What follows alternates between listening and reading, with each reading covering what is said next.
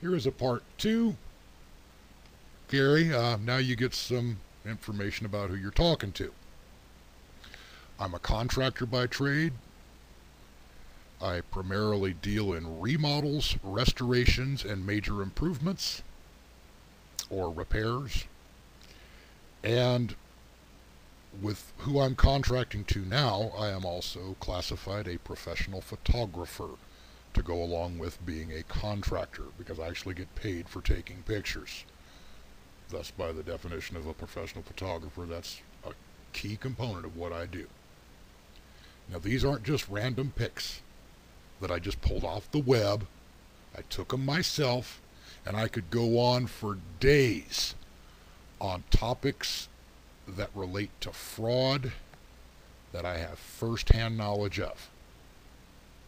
You know, it just takes so long to put pics in the editor, and because I edit them, I'm not going to be disclosing people's personal information. But then put them on a Windows Movie Maker, and besides that, I do have non-disclosure agreements that I have to abide by, and as it is, I'm going to be skating on thin ice. How does this fraud work? Basically, the banks, when they get the property and get control of properties that are being foreclosed on, they in turn have a subsidiary company. Yeah, they'll deny that they're actually a subsidiary company, but I would give, God, I could give you names, but I can't. I just, trust me. The bank deals with a subsidiary company to handle these quote-unquote foreclosures and managing the houses. Then that company passes them down, the work orders, to contractors. You haven't got to me yet.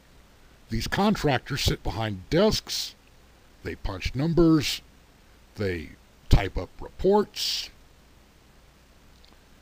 that they get from people like me that's actually classified as a vendor, even though I am a licensed contractor.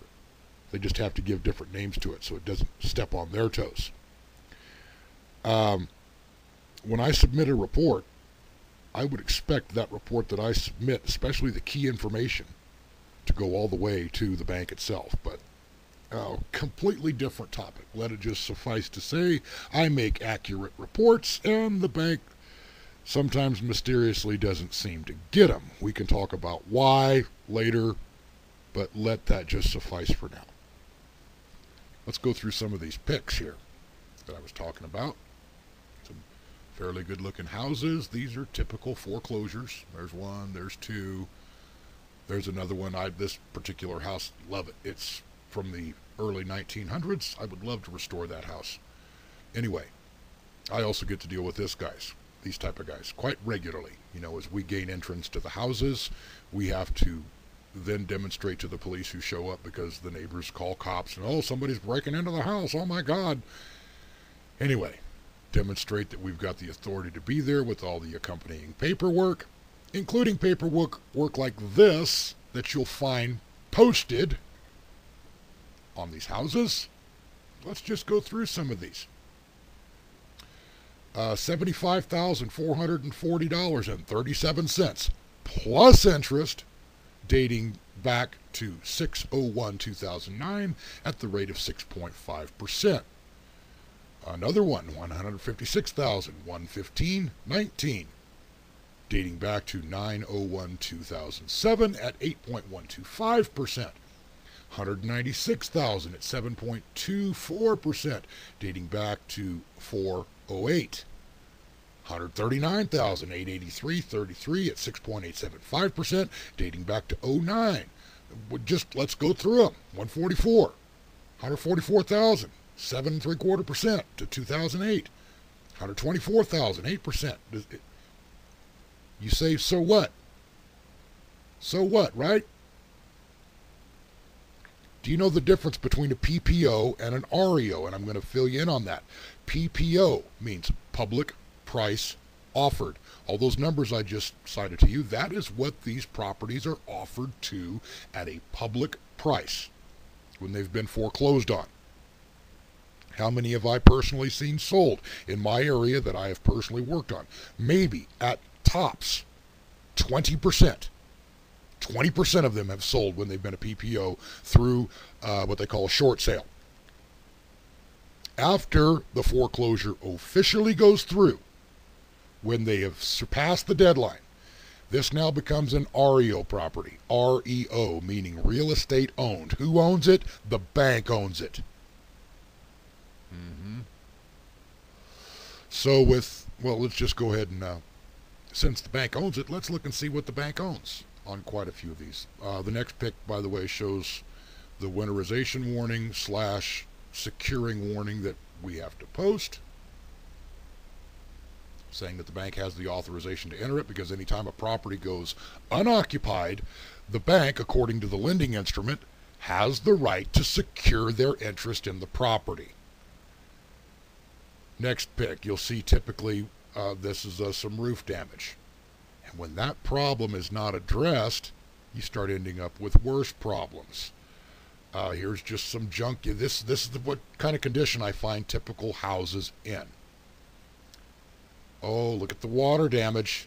Oh boy. Broken window, junk all over the place, collapsed ceiling. Hold on, gotta put this on pause. Anyway, back to where I was before getting interrupted there. We don't even need to go through all these pics. This is the typical condition that I'll find some of these houses in. Now then, the banks get bailed out. By who? Well, the government. Based on good faith and credit, which you didn't address, Mr. Atheist. Tell us what faith is. Tell us what credit is and where it ought to come from. Let's jump topics here real quick. See if you can keep up, because this is a very tangled web that we're facing. Trickle-down economics. Trickle-down economics completely flies in the face of the laws of supply and demand. If money is placed at the top of the heap, let's say corporations get stimulated with cash, how does this possibly trickle down when the ones at the bottom don't have the purchasing power to create demand? Well, the banks got bailed out, right? You should have bailed out the people. Because then their payments back to the bank would move up the scale, thus keeping the banks working. Instead, the banks got bailed out. Well, where'd that money come from? Where did the money come from that bailed out the banks? It came from a future indebtedness to the people. You got fucked in the ass. And then these houses that get foreclosed on, when they don't have a buyer, become the property of the bank. You got double tapped. Not only did they fuck you in the ass when they got bailed out, but now they've got the money. Now they're going to get the houses too. Now you get skull fucked on top of all of it. Can you grasp that? So you say the rich people. Well, from my experience, I maybe only see 20% of them get purchased.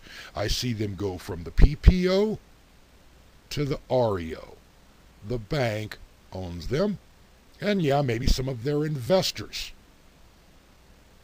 Now, let's put that into perspective with the banking system of the fractional reserve. When they've got a note on a house that is allegedly worth $100,000, but judging by these pics, the house is not worth that anymore. When it's not worth that anymore, what's the money worth?